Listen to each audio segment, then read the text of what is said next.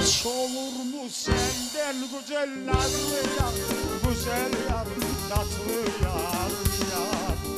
Hiç olur mu senden güzel nazlı yar, güzel yar, tatlı yar, yar. Hiç olur mu senden güzel nazlı yar, güzel yar, tatlı yar, yar.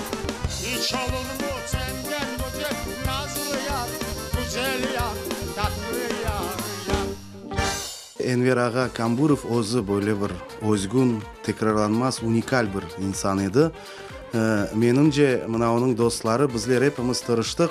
Onun hatırasına aynı öyle bir tedbir teşkil etmege. Ve gerçekten de aytmaga isteyim, böyle şekilde tedbirler daha olmagan edi bizde. Çünkü birden birkaç belli ustalar, takımları iştirak edecek. Bizim belli artistlerimiz çıkışta bulunacaklar.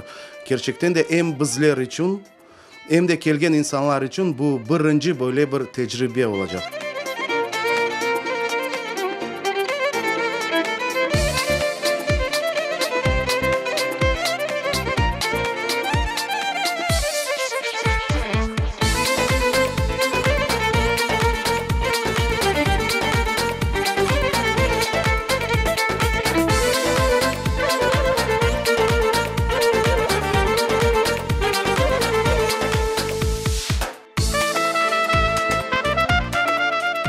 Konser Kırım'da birinci sefer olacak.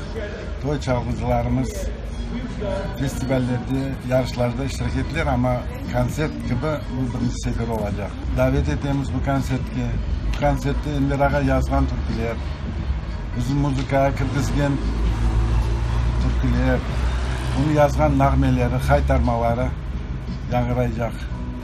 Halk türküleri elbette Enver Ağa pek büyük ustalıkla hem halk türkülerini yırlaydı, hem ozu yazgan türkülerini, hem trubada da güzel çalaydı. Onun hatırasından olacak konser ben belirlesem pek yaxşı geçmek gerek.